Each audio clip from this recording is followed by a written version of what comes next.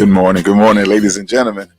Before my co-host jump in here, I got to get my sexy voice on. Yeah. I would like to say happy holidays to everybody that's listening, especially the ladies, the single ladies that's doing their thing, holding it down, making the world go round. Um, um, I'm just going to hit y'all with a little something. We all about love, laughter, and great conversation. But we want to say this. I'm going to say it like James Brown said. James Brown said, they say this is a man's world, but it wouldn't mean nothing without a woman or a girl. And we have a special guest today. She is very impactful. Oh my goodness, this lady here, man. She's the queen. She's the global queen. She's Miss International. That's what I'm going to call her, Miss International, because she's all over the world changing lives. She's doing the most. Oh my goodness. I don't want to let the cat out of bed. I'm waiting for Mr. G. Clark to jump in. Man, before I introduce her, because he's like, Grady, let me do the introduction. So I'm holding it down for you. So thank you, ladies. I hope everybody got their gifts together for their kids. Get that, those who celebrate the different holidays and everything. I hope you got everything together for them. And shout out to the brothers out there that's providing, being a great service, just doing the best they can. So, ladies and gentlemen, let me bring to you my brother from another mother, chef, bartender, mechanic, minister of music, photographer, you name it, he can do it. I tell you, my little big brother, Mr. G. Clark. See, now I got to come out of my sexy voice. I was doing this for the ladies. Now it's this for you. What's up, my brother? Man, the kids almost burnt down the house. No. Now the chef had to go put out the fire. Yeah, you good though? Yeah. Okay. All right. Set the bacon grease on a little too long and just smoked it up. I did a little bit. Everything's all right. All right. You're a fireman now. Yeah, I was about to jump on, man, and I was like, wait, is that? You can kind of see the smoke coming from the camera a little bit. Yeah. I had the pop machine on. I wasn't gonna say nothing. Burning down the house. Know what? I do have a fog machine, but I do like to move back there. Yeah. The smell of burnt bacon in the morning. There it is. They tried to cook breakfast, and it is what it is. It is what it is. Nothing wrong with trying, my brother. Nothing wrong. Ain't nothing wrong with trying, especially when you got somebody to fix it. If something does slip up. So they say, yay, man. Yay to the man. Yes, our special guest is backstage. Absolutely. Man, this is an honor and a pleasure to have this young lady on the show. I'm going to let you read the bio because I was going to nail it. I was going to kill it. Go ahead. She don't look at me like that. We definitely don't want her to be uncomfortable before she come on. So we're gonna read. We got a special guest this morning. First off, good morning to everyone. I'm hoping that everybody's having a great day listening. EJ, what's going on? Thank you for checking in, man. Hey, man, it's Christmas Eve, man. It's Christmas Eve on Friday Eve. You did.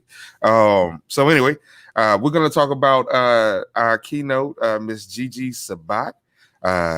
Regeline GIGI Sabbat is a first-generation Haitian born in America and CEO and founder of Life Service Center of America. GIGI is a popular leadership and women's empowerment speaker. One of the topics of passion is close to her heart: resiliency, financial literacy, and surviving domestic violence and sexual assault. GIGI is proud to be an American and is the author of the best-selling books Walk With Me and God First.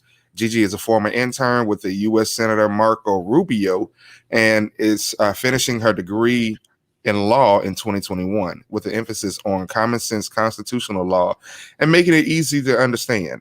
Her energy and excitement are contagious, and she speaks to anyone who is stuck spiritually, financially, professionally, or personally. For all have tied intricately together. She provides the clarity to move forward to success. Her speeches provide awareness of everyday leadership action steps that speak to any group. GIGI is from the Tampa area and enjoys volunteering and spending free time with family and friends. ladies and gentlemen, without further ado, I'd like to bring to the forefront, introduce to you Miss GIGI Sabbat. Welcome, Miss GIGI. Thank you for having me. It's an honor to be here today. It is truly an honor. I'm like, she got credentials. Look at her. Okay. Yes. You know what the thing, it's nothing like a book smart woman, the woman that's very educated. But when I saw on that resume, she's studying common sense law.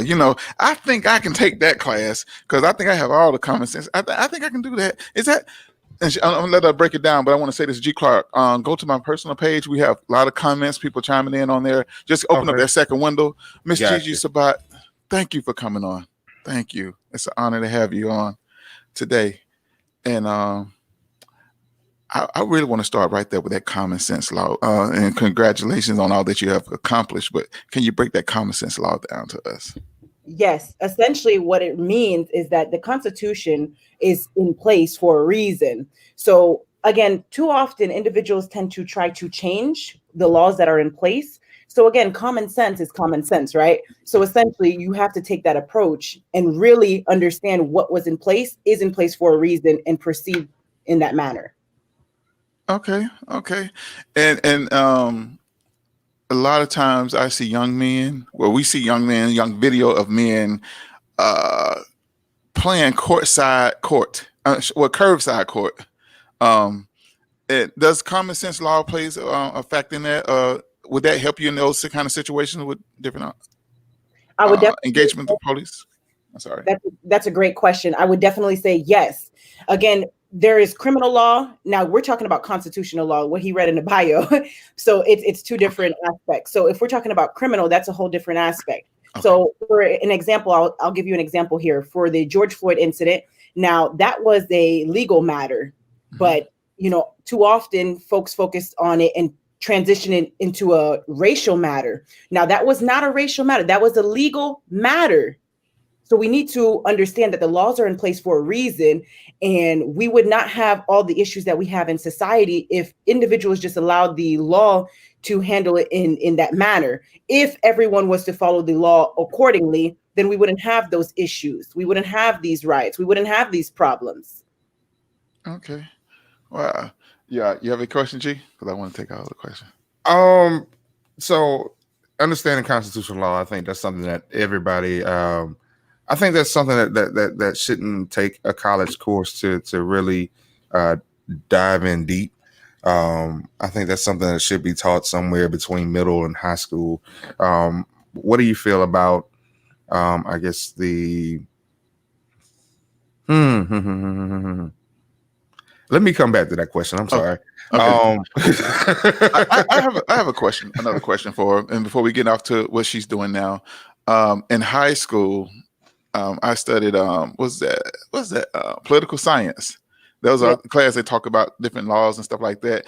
And I wanted to, as a dream growing up watching the Cosby Show, I wanted to be a lawyer. But when I saw, and I was already struggling through my 4 years of high school, when they said to get a law degree you had to go through 8 years, I was like, you know what? I'm not built for this. but what was your aha moment that you had that you say, I want to study law? Yes, I definitely grew up around the law and just really paying attention to the news and politics growing up. And I gained interest for that. I also took a legal aspects of business course in high school, and I participated in the mock trial in the high school as well. And it just really inspired me to pursue a degree in law, and I did. Now, keep in mind, while I was in law school, I did become the SBA president, the Student Bar Association president, which means I oversaw all the organizations in the law school. But little did I know I was being abused at home. So I'll never forget when I got the shock of my life one day. I had just got done studying, and I was on the phone call with an SBA with a colleague from SBA. And next thing I know, the abuser charged at me and almost strangled me to death. And I'll never forget trying to get back up, and I fell flat like a vegetable. And at the time, I didn't understand why, but the domestic violence advocates told me it's because I lost oxygen to the brain. So I'm just truly grateful to be here. My life has transformed 100% since then. Yes. I'm just grateful to be able to complete my law degree in 2021. It's just truly an honor to continue to serve God's people. Yes, and yes. Wow, Absolutely. we're grateful that you're here with us to share your story. Before we talk about your domestic violence platform, are in your future are you prepared to be planning to be a judge? Is that in your future? No. So I have Okay. my company, Life Service Center of America, LLC, and Hmm. essentially I will just provide legal advice. I already have so many different aspects and services that I provide. Right now, we have the motivational programs and courses, which is our Hmm. first aspect. Our second aspect is the Business Service Navigator, which allows our members to locate the services they need. We'll be launching that in February of 2021. And then I also provide financial services. And so I wear many hats, as you Yeah, can. see. I'm a financial Absolutely. expert, yes. Yes. And I Yeah. have a background in sociology. So that would just be another aspect, another service that I would provide is legal advice. Wow. Okay. And also you have the global panel for domestic violence survivors and also sexual assault survivors. How did you and when did you start at that and how did you come about it? Yes. So essentially everything goes back to when I almost lost my life. After that happened, Hmm. it was just a really aha moment for me. And God really helped me to step into my purpose. My relationship with God grew. And I will tell you this, that when God commands you to do something, you do it. So essentially, I had no idea I was going to have 3 global virtual panels and the topics be domestic violence, sexual assault, and breast cancer. But he commanded me to do it and I did it. And I'm grateful and I'm happy that I did do it because essentially the survivors, they were able to share their stories and help people heal. Yes. Right. Before we go a little bit further, let me go ahead and acknowledge some of the listeners. Frida, thank you for checking in. Jordan, good morning. Victor Chapman, man, good morning. Good morning. So glad you're on the show. Victor said, great at political science. He said you failed it. Oh, let's see. Jordan, oh my God. I guess that they were talking about my bacon smoke going on in the Yeah. background. EJ said, "Gee, your baby's about to give you the gift of a homeowner's insurance check." I know, man. I know it's crazy, crazy. So yeah, man. We thank you. We thank everybody for checking in. Thank you for spending your time to gather with us on this Christmas Eve or Friday Eve, if you know what it is. We hope everybody's having a great holiday. We'll have a great holiday and be safe. Because there's some stuff out there, whether it's sinuses, dehydration, or COVID. It's something out there. So make sure you're practicing safety. Miss Gigi, I have a question, and if I get a little too personal, please, let me know. But as far as domestic violence, I've known people that have gone through that. How long were you in that relationship before you realized that it was time for you to go? For almost a year. And really, I'm just truly grateful that I was able to leave that relationship. Essentially, I will tell you that people need to start paying attention to the red flags and those signs. Follow your gut instincts and just pay attention. And this is why I raise awareness in regards to the narcissistic character trait. This is why I mentioned the chart in my book as well, because if people know what to look out for, then they can avoid those relationships or dealing with people in that manner. And so again, it all goes back to that narcissistic character trait, the gaslighting, everything that those type of people do, just to really look out to. And then I really raise awareness in regards to the fact that it's not just physical, it's also a emotional, financial, and so many different other aspects that we don't discuss enough. And then there's PTSD tied to it as well, because so much trauma happens after dealing with a narcissist. So I would tell people that are in those type of relationships right now, leave that relationship. You're in a dangerous situation right now. If you're listening to this, you're in danger. You need to leave that relationship. It's not going to get better. And if you feel as though they put their hands on you, or you believe they put their hands on you, it happened. I will share this with you. Before the third time that it happened, I did feel in my gut instincts, and I had that feeling that and the memory as well, a slight bit that I was strangled before. So that's why the third time I put my neck down like this, and they said, had I not done that, I would not be here before you today. So Mm. yes, what saved me was that gut feeling that had happened before. You see? Okay. Yeah. Okay, so you mentioned red flags. And I've had some instances, and one of my voices in my head had one too. He was really smart with somebody one time. But when you talk about red flags, it seems like everybody doesn't pick up on, I guess, the red flags or the common sense, like, signs that, you might be in a situation that could be, a deadly. What are red flags to you?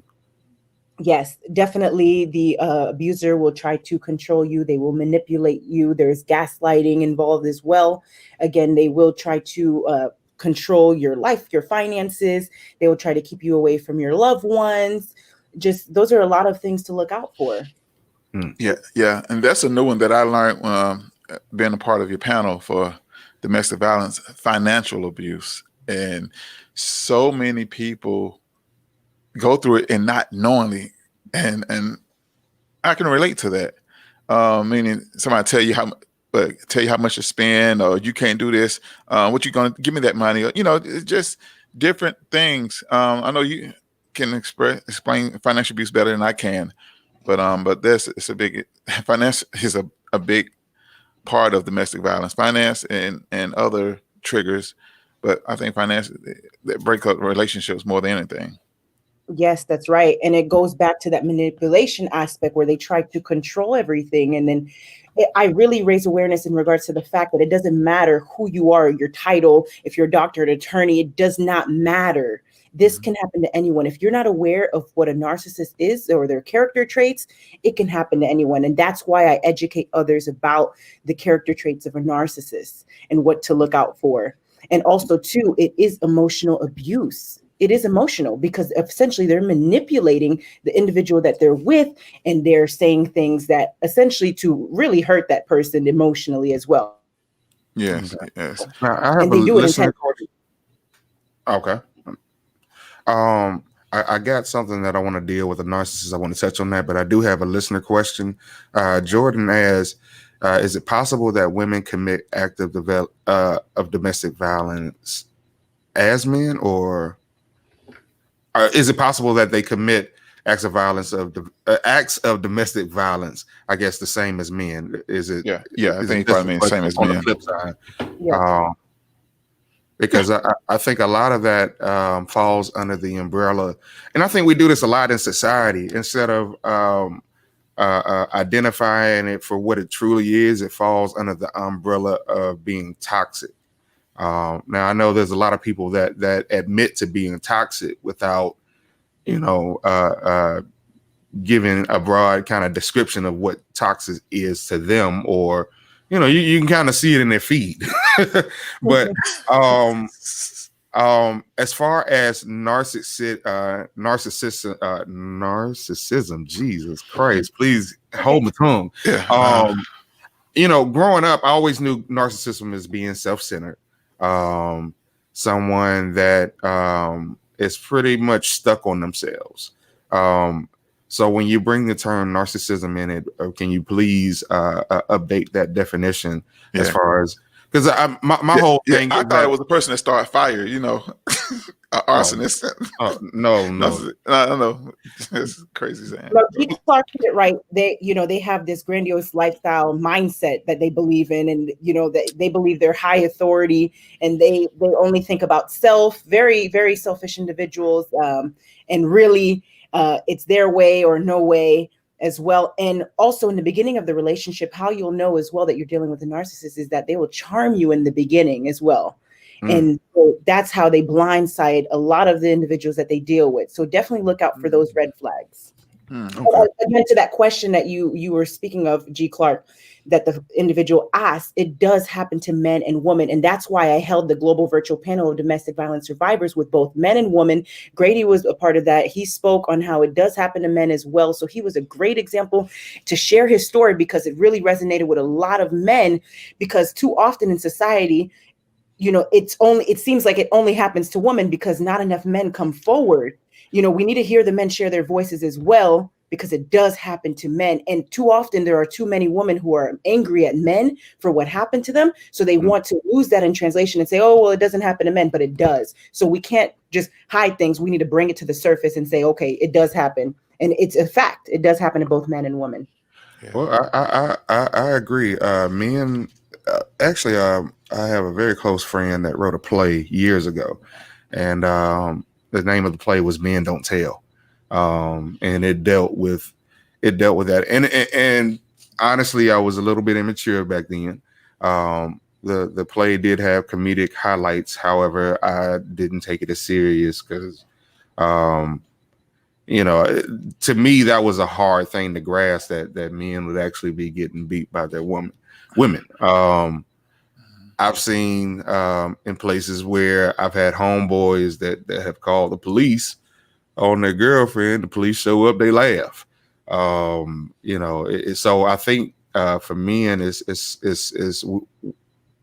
if you're raised by, I think, a father.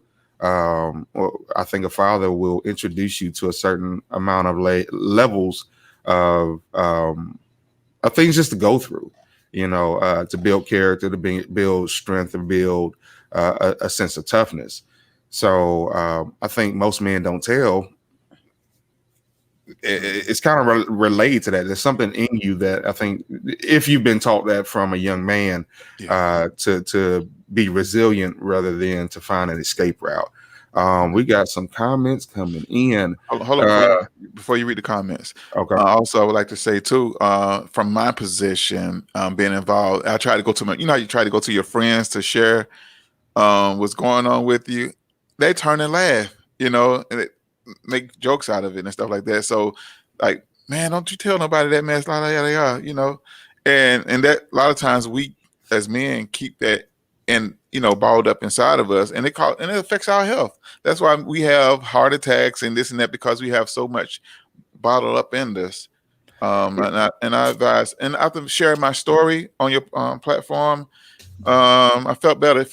It's like therapeutic. It's therapeutics, Yes, and you help so many other men heal as well, men and women. Your story really resonated with a lot of individuals, because now they felt like they can come forward, because, like G. Clark mentioned, all those reasons why some men might keep that hidden. But we need to be bringing that to the surface now more than ever, because people are going into depression. People have anxiety. People are living in fear because they're not sharing their voices. Absolutely. Yes. People are continuously suffering. There's some people there was one person I was frustrated. Again, my younger years, maybe I probably would have handled it different, but she's away from that situation now. Sometimes I feel like giving the hard truth can kind of wake people up, because I've seen people be in violent situations for years. And this was in high school. It was just a girl I was a friend with. I didn't live close with her, but I would hear of course, hear things, and every now and then when I could get over to go see her, it was not uncommon to see scars, whelps from some dude that, is never around for somebody to step in and be like, hey, dude, nah, you can't do that. But, I would always ask her, like, okay, like, why are you staying to be a punching bag? Because I don't get it. I just don't get it. It's that they don't have a place to go, escape route, because if they leave, they're gonna be fine. Because I remember I was in the relationship. I got hit. I called my boy, like, man, she did it. She hit me. He's, I'm on the way. I'm gonna pick you up, because I left my car at the house and jumped in the car with him. She jumped in the car and followed us all the way up 75. So a lot of times people don't have that escape, and they don't have that safe haven. What would you suggest for people? How would they find a safe haven, Ms. Sabbat? I would definitely say, if you feel as though you're in danger, you need to contact the police, or you need to reach out to family. But 9 times out of 10, that abuser will try to, again, manipulate you, keep you away from your family and friends. So it's the same pattern that you see with individuals. They say, oh, well, my family is upset with me because I haven't spoken with them. Why? Because that abuser has manipulated them and kept them away from their family. But I'm here to tell you that you need to reach out, because your family loves you, and you need to be able to reach out to them. They are your safe haven as well. Mm-hmm. Yeah. All right, so let I got me get on these comments the real quick. comments 'Cause is rolling. I'm getting down on this Woo. page. Good morning, Yvette. Good morning. Merry Christmas to you. Let's see. Jordan asked. Well, he had a comment. He said men are expected to suffer in silence more often than not. Which I agree on. I agree on. I mean, it's that's ingrained in us to really sometimes, I mean, just to be tougher than what we have to be. Like, I don't think anybody should suffer. There was one thing I started with my oldest daughter, who's 17 years old today. When I discipline, and I'm an old school disciplinarian. When it comes to my sons, I may spank it every now and then, if I deemed it necessary. But with my daughter, I've never had to physically do anything to her, and I did that intentionally, to be a red flag that when she grows up, that if ever somebody puts hands on her, that's something new to her. You know what I'm saying? What can we do, or Gigi, what do you suggest? Because I think teaching that to the children while they're young is something that can save, I think, mistakes going down the line. What can we teach to our kids to avoid situations such as this? Yes, I would definitely recommend to teach them about the narcissistic character traits to look out for. Again, that's why I put that chart in my book, Walk With Me, because we need to raise awareness about those character traits. How many times have you heard the same person that comes out of those type of relationships say, if only I knew about those traits to look out for? It's the same thing over and over again. Right. Yes. Okay. Yes. We have another comment from Frida Mathis. She said, yeah, my brother was hurt really bad by a girlfriend and spent time in the ICU because she stabbed him. Woo. His belief in that men don't hit women. I guess it changed. He wouldn't. He believed in that men don't hit women, and he wouldn't fight her back. Jordan also said young boys are often molested or sexually abused as much as young girls, but these young boys often have nowhere to turn. Which, I mean, I agree. Men, for men, I think that's a very, very touchy aspect, because there's one thing. There's two things for sure men ain't gonna talk about. They're not gonna talk about if they've been humiliated, and humiliation could be sexual humiliation. It could be mental humiliation. We just say we're not volunteering that. Yeah. And of course, any type of abuse. I've never heard. The only time I've heard a male in particular talk about a time that he got his behind whooped had to be tied with a story and a parent. Oh yeah, mama told me up because I did blah blah blah blah blah blah blah. But in most cases, men will not talk, and that's something we'll definitely hold it in, and it's so common among, not say common, but I watch news, and I watch the news, and I see reports and stuff of young men being violated, but nobody talks about it. None of the men come forward, like athletes. Remember the scandal at Penn State was going on, and most recently and that was a rabbit hole. Yeah, and I was like, man, this has been going on for decades, and you hear about the Catholic thing that went on with the Catholic thing with the young kids and stuff. So who do you turn to? It's really hard, So sexual assault is like everywhere, and I know you have that panel, and you had a lot of people, and some few men that was on the panel as well, sexual assault. So again, who can you turn to? That's right. And that's why I held the global virtual panel of sexual assault survivors. For many individuals, that was their first time sharing their stories, because like you said, Grady, they don't really have anyone to turn to speak to about it.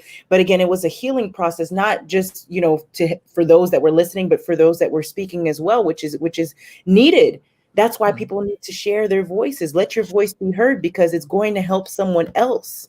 You can help someone who, again, may be depressed, live in anxiety, live in fear, because they just don't know or have anyone to turn to. Yeah, exactly. Because you have to have your. Go ahead. Oh no, I was saying I think that should start at the home. We should. I mean, I think that parents now are doing a much better job of dealing with the kids to teach them. You know, if something happens, say something. You know, I can't tell you how many. I mean, the percentage of girls that I dated growing up that were sexual assault victims, I could tell you was about 80 to 90% of the girls that I dated had some type of story where the shock factor was already there, but it almost became like expected, you know, like I'm waiting for her to share, you know, that she had been abused by somebody. It was alarming to me. However, you know, I asked them, hey man, you told your mama, you told this, you told that. You get some that did, but most didn't. So yeah, I think teaching our kids to definitely say something, to be open and to have that relationship with your child that they're comfortable to come with you. Because you know, some of us, you know, we become best friends to our kids. However, they don't see us as that parent role that gives the advice that, you know, because when a child see you as an equal, that can work either for your interest or against your interest. Let's go. Let's see. Jordan asked, he said, can you guys please address the issue of codependency? And I guess how it deals with this abuse. Yeah. I think, and that's part of the codependency of I guess, the financial side of domestic violence, where a person depends on a person for that livelihood. You know, like this is like a millionaire dated a lady, and he was the sole breadwinner. And he provided a lot of things for that person, or she provided a lot of things. It can go both ways. I guess it was Mr. Jordan talking about the codependence. Yeah, because I mean, codependency could be, and I mean, that could be one of those things that has someone trapped.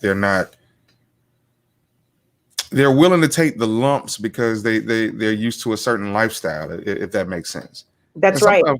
Okay. And so the narcissist tends to prey on those individuals that they feel as though they try to manipulate as well, if they find a situation where they can do so.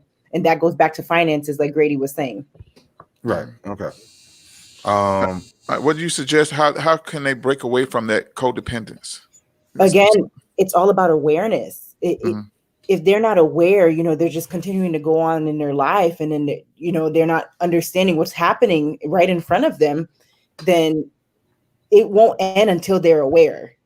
So that's where it starts with us educating. And if they hear it, if they understand what they're going through, then they say, oh my goodness, I need to leave this relationship. I'm in danger. And that's why I said in the beginning, you are in danger if you are dealing with a narcissist.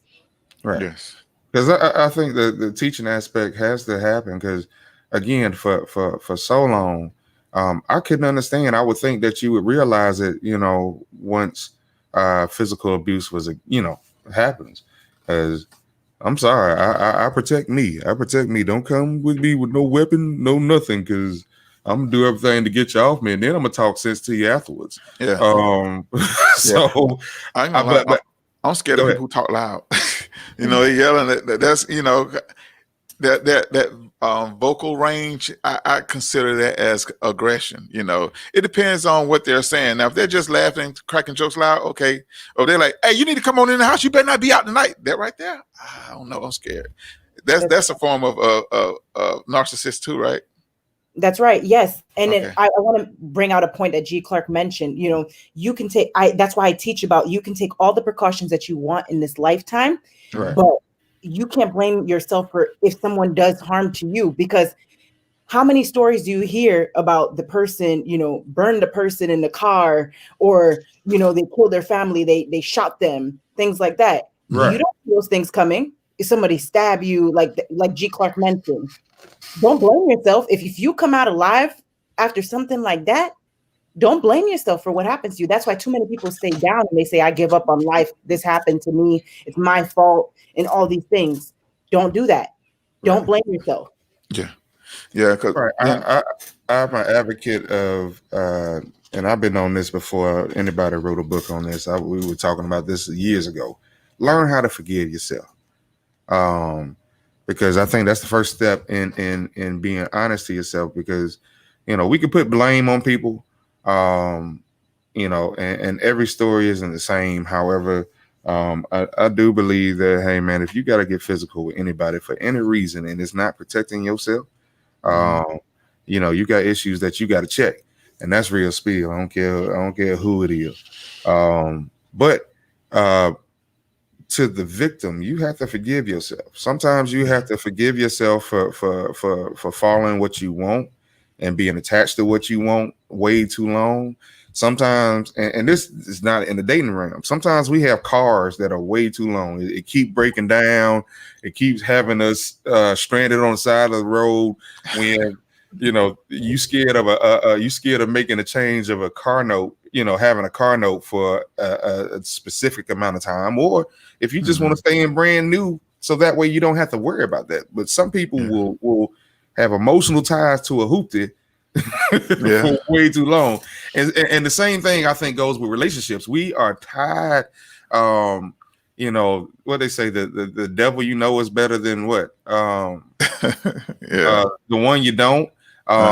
Like it's so many sayings that we've grown up to say, okay, just settle and stick to the word settle. Let's just settle for this. This is what I got. This is the best I can do, or I don't want to do better. I really do think education, and as Frida mentioned in one of her comments, she said, as a teacher, we go through training to look for signs of abuse and character changes associated with sexual abuse. This is not taught on many platforms. I think that should be something, because I think there's a lot of parents that this happens and it's right under their nose. They don't see the changes in their kid. They may see it more as rebellion than a cry for help. I think education. I didn't have a question for that, Miss Gigi. I just wanted to commend you, because you're taking steps in teaching folks. Thank you. She's bringing people out of the shadows, talking about their deepest fears, and it's good now. And I'm sure people felt better after they let it out. Like, remember, I always said, tragedy, things that you keep inside are like bad gas. Sometimes you have to let it out. I didn't say it like that on the show, but yeah. No, but that's absolutely correct. You have to let it bring out. that baggage into your present. You have to leave it in the past. And I always say, leave the past in the past where it is, but take the lesson with you. And so again, these global virtual panels of domestic violence, sexual assault, and breast cancer, they are to educate. And also too, the call to action was for individuals to join our groups on Facebook so that the discussion can continue. So we do have a discussion group for domestic violence, sexual assault, and breast cancer. Those are called the domestic violence discussion, sexual assault discussion, and breast cancer discussion. So if you're listening and you're a survivor of those, definitely chime in and request to be a part of the group. We'd love to have you. You're not alone. And again, this is to educate individuals, and the videos are available on YouTube. So if you know someone's going through this, if you want to educate, go to YouTube, type that in, Global Virtual Panel of Domestic Violence Survivors, Sexual Assault Survivors, Breast Cancer Survivors, and share that, because again, it's going to help someone get through this. It's a healing process. Absolutely. Yeah. I'm sorry. Let me apologize to my YouTube viewers. I have not been on them. Yeah, we have 3 different platforms going at the same time. Yiddy, thank you for checking in. EJ said, bro, did Grady just say he thought a narcissist was somebody who start fires? Only EJ would hear that, right? No, I heard it too. Okay. We all heard it. We he said, see, that's what I'm saying. EJ also said, gee, forgive yourself. No, you need to learn how to fight and maybe how to run real fast. I disagree, EJ. Because learning how to fight tells me that you're staying in the situation that already endangers you. Yes, learn how to fight after you have forgiven yourself. Because when you forgive yourself, you're taking the first step to absolve it. You understand what I'm saying? That means that when you forgive yourself, you are admitting to your part in it, no matter how big, no matter how small. Because you didn't get the person that It's not like you forgiving yourself. I'm gonna use my story. I'm gonna use my story, and I know where you're going with it. I'm gonna use my story when I got in my situation. You're gonna Gigi gonna have me tell my story on my show, and I haven't even told it on here. When I went through my situation, I blame myself. I stayed out the whole night. Went to the club with one of my homeboys. Went to the club. He like, man, we going home. I'm like, no, I'm not going home. I'm staying at the club. I'm dancing. And it's the same night Tupac got shot. So that night, I just went down because the club was close by my mom's house.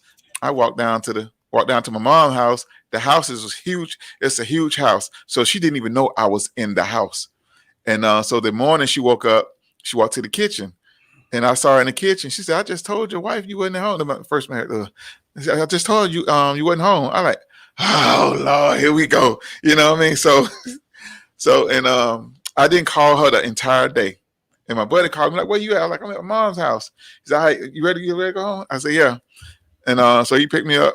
So I got home because whenever I go out, I always leave my cars. I had two at the time. So leave my cars at the house and ride with my buddy. And so I told her the truth. I was at my mom's house. She's like, no, you did not call. I was like, oh Lord, and it happened. He told me, he said, man, she gonna hit you. And he said, when she hit you, you call me, I'm gonna come back and get you. Soon he got all the way like to the airport from this side of town. Pow! Then he got hit. Then I called and said, yes, you did it. Because I was standing outside the house. I actually got myself out of that situation. And I know she's listening. So I actually got myself out of that situation. And she ended up following me. And then we talked it out. But your eyesight was affected, correct? Oh yeah, I lost my vision in my left eye. Yeah. Oh yeah, I did. So yeah, I lost my vision in my left eye. But yeah, it was, and it took some adjusting to get to, but I blame myself for it because if I had to just, call her right back immediately at my mom's house, say, hey, I'm over here at mom's house, then I probably could have avoided that. Or if I could have just went home. So I guess I blame myself. And she just, it was a natural reaction. And then too, from her past relationship, she's been in an abusive relationship before. So, a person who's been abused before, sometimes they end up becoming the abuser. And, it happens. Sometimes hurt people. And a lot of times I know what I was trying to say is I accept responsibility on that part right there of me getting hit. It's not forgiving yourself. It's just being responsible for the reaction that you cause, because every action, it caused a reaction. Well, that's what I was saying. I didn't mean forgive yourself in that sense. Not dealing with the abuse situation. I mean, forgive yourself from the start. Again, that person didn't get you in a relationship on their own. Okay. So sometimes, again, we go for things that we want rather than what we need. Or sometimes I mean, it's a shot in the dark with dating, however it is. Yes, but to move on, you have to accept, okay, well, whatever it is that got me here, I release it. I forgive myself for it. I have no ties to it. What they say, forgive and forget goes hand in hand. Yes. But make that step to get away, because again, there's more people that I find that stays in abusive relationships. They date the same person. It could be a different face, but it's the same person. Mm-hmm. A type. And sometimes you have to, you got to step away and deal with yourself. Yeah. Because a lot of times we don't have self accountability. We don't.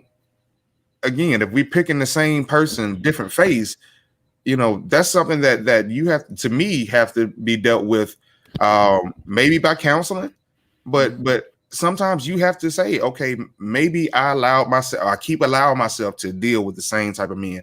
What is it about these men that attract me? Is there a different type of man that I can, or a different type of woman, for that instance, that I can kind of pursue to try to get a different result? I don't know, man. I don't know. I believe in a time of being a victim, but just as I couldn't stay in a situation where there was smoke going on in the house. I had to do something about that. Otherwise, it goes from smoke to possibly fire, from fire possibly to the house burning down. And at each point in time, if I'm cognizant of what happens, I got to deal with that. You know what I'm saying? Like I can't. In my mindset, I couldn't. You're absolutely correct. People need to take the time to self-reflect, and self-reflection truly matters, but also as well, prayer truly matters. And, and the Bible says to forgive. Now you can forgive, but you can still educate others. So because positive intervention, will cause positive prevention from happening. Right. Why not educate? But you can forgive and move forward. Yes. I think forgiving myself is better than forgiving someone else. Because if I can forgive myself, I can start walking away. Yes, I can start that process. Absolutely. I'm sorry. Look, the comments is rolling. Look, Joyce said that's a version of Michael Shimmerism. G Clark. Okay, yeah. When you, I mean, you keep picking the same person, but it's a different face. That's something that's been taught to me, man. Go ahead, Grady. No, go ahead and read the comments. Did you see them? So, EJ said, "Now, Grady, that wasn't called a club back then. That was called a juke joints." Yeah, when you said when Tupac got shot, I remember where I was when Tupac got shot. I was in Miss Anderson class. I was in the 7th grade. Man, how old were you back then when Tupac got shot, Doc? Man, Tupac the same age. I think we were 25, 26. Okay. Yeah, cool. 25. I was 25 at the time. You look 25 right now, Grady. I thought you were young. Oh man, thank you. Uh-huh. Yeah, 25, man. Yeah, it was a juke. We should call this place the Greasy Hill, and it was a motorcycle club, but they had the best burger. It's called the 4th Ward Burger. That burger was like a pound. Oh my goodness, it was like a huge burger. Yes, but they had the best hole in the wall music. Those my younger days. I didn't get like my first marriage. I just messed that marriage up. I went into that marriage to say also my wife, my first marriage, my wife was 12 years older than my senior. So I went in with a single man's mindset. I never understood marriage and this and that because I was just coming out of mom's house and getting a taste of freedom, turning 21. Because I met I met her when I was 19. Turned 20 next year. We started dating after I turned 20. And hell, I'm gonna say she pretty much raised me, somewhere. Because I was new. I was a church kid with a lot of freedom, got of age, start going to clubs and stuff, and just started just wilding, man, without consequences. Because listening to the influence of the street, man, don't let no woman tell you what to do. You do, man, I wouldn't do that. And so I'm listening to the crowd, following the crowd. Shoot, if I hadn't listened to the crowd, I probably still have my vision, But hey, it is what it is. It made me what I am today. And the thing too that I learned from that situation, that situation, I don't take that situation and have my guards up with my current situation. My current marriage. I don't, look for triggers or look for anything. What happened in the past, I leave it in the past until it comes up. I don't prepare for it, because when you prepare for it, sometimes you think things speak or think things into existence. So just try to not to focus on it. Just know if it does happen, have an escape route. Know what you want to do. Have a plan. And also have a financial plan for your backup plan. And just in case you have to make an early exit, you have money for a room, or you have a relative or friend house that you can go to. But yeah. Jordan had me telling my story. I want to thank everybody for their comments. Go ahead. You got another? We have another comment. So I have one more question for Ms. Gigi. So in school, the one thing that they are teaching is a different response to the bully. Now, am I safe to say that you are either 80s or 90s baby, somewhere along that line? 90s. Okay. Oh, okay.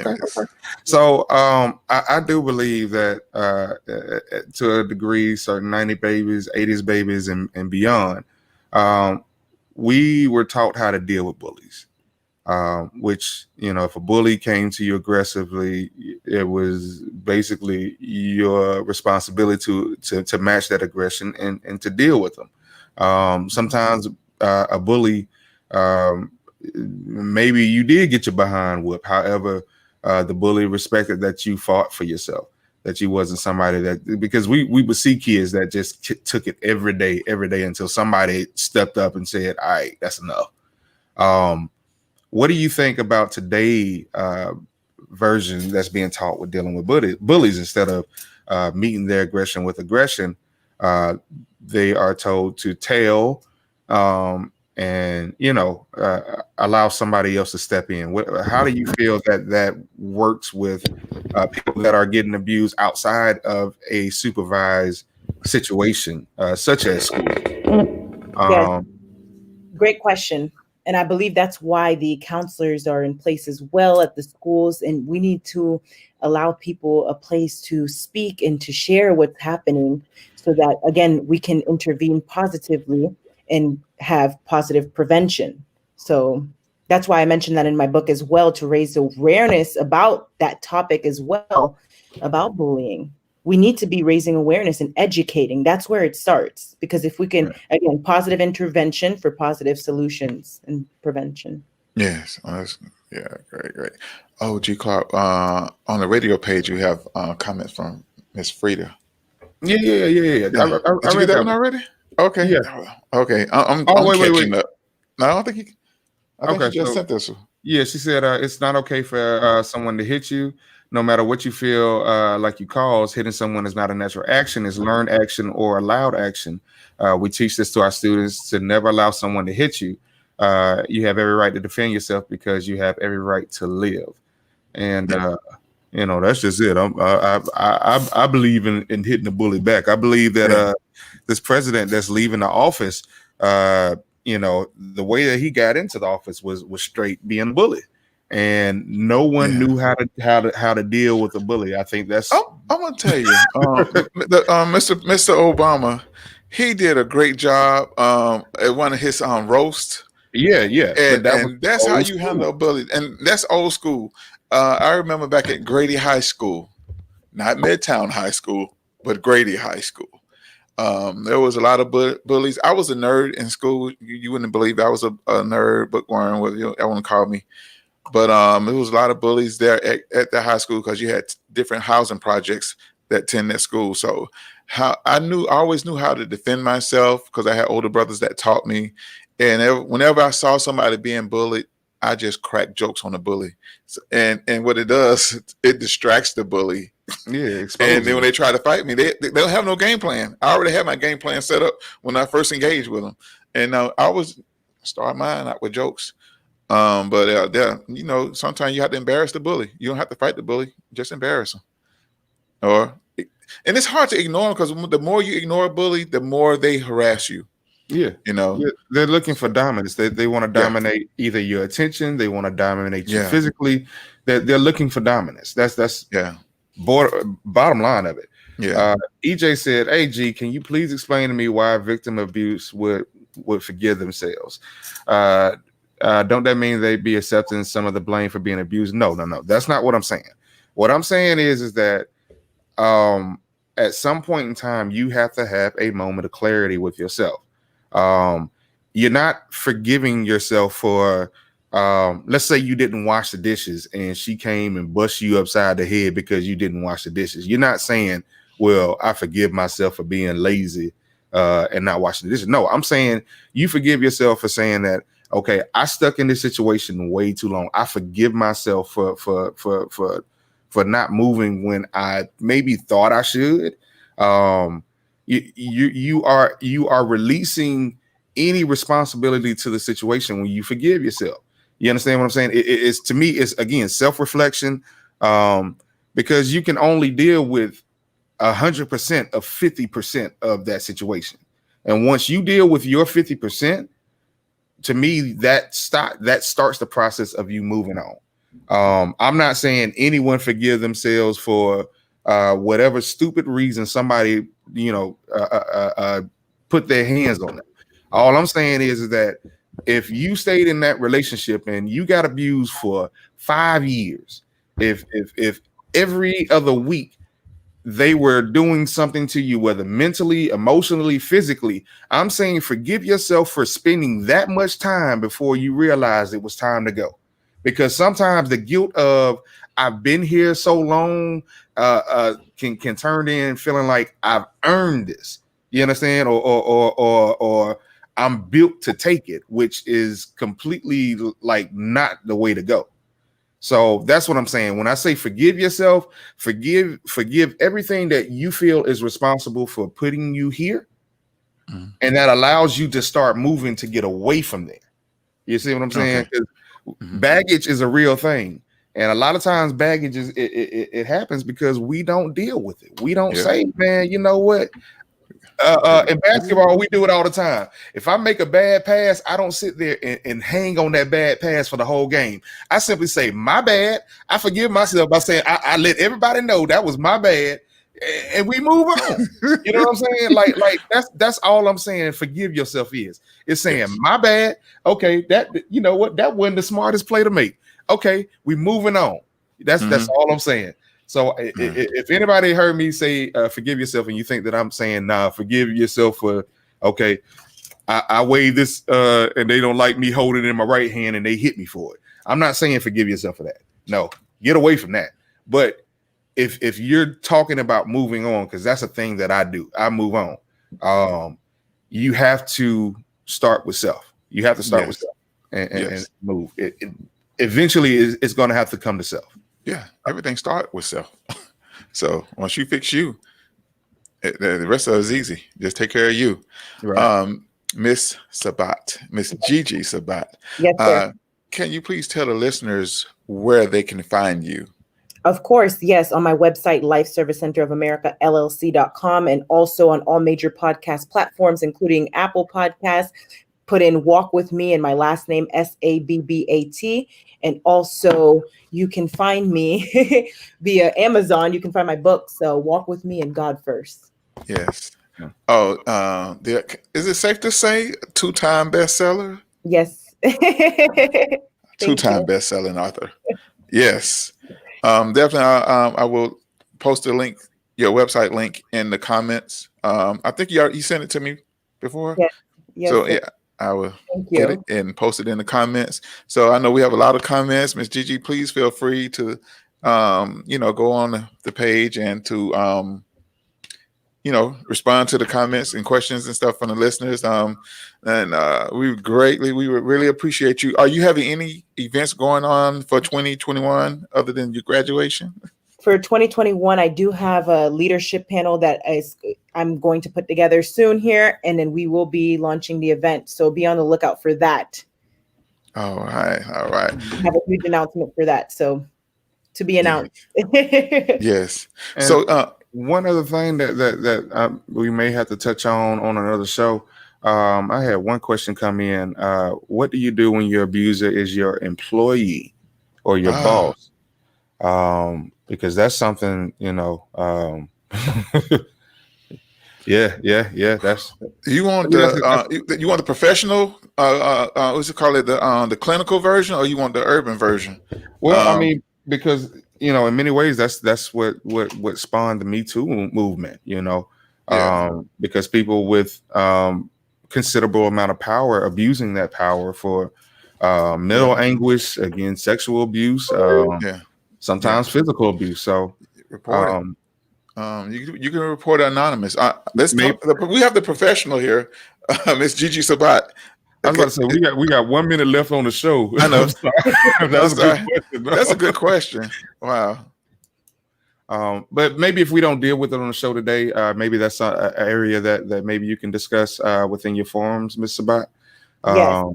Because I do believe that is something that we just need to expose and uncover a lot of the things that has had people hiding in the shadows. That way, they feel comfortable speaking about what their experience is, because at this show, y'all know we say it every week: each one reach one, each one teach one.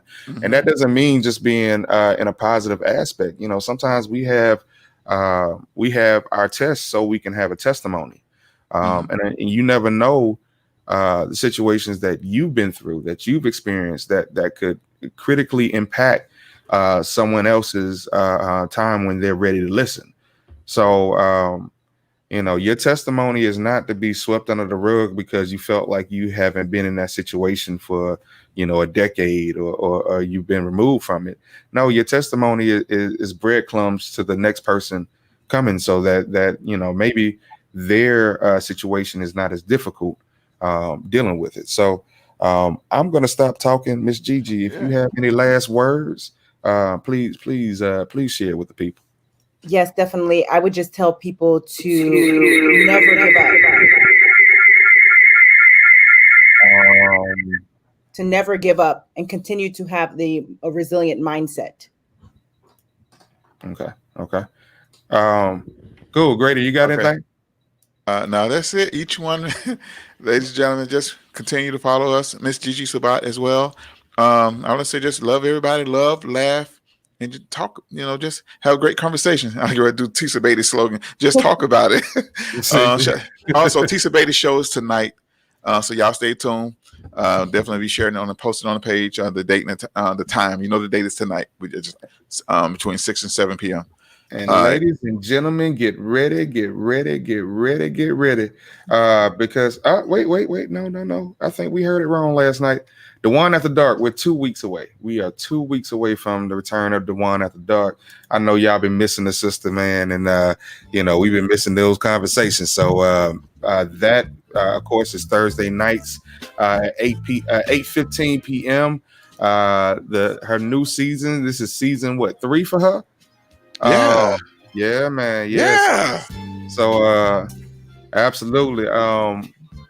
We're out of here. Each one reach one. Each one teach one. We love you. If you find yourself in a situation like this, please run, tell somebody, and start making the steps to getting away from it. Because again, nobody should be trapped in their own prison. They shouldn't. Yes. Because you made a choice doesn't mean that it has you. Like, let's just be real. Anyway, each one reach one, each one teach one. We're out of here. Peace.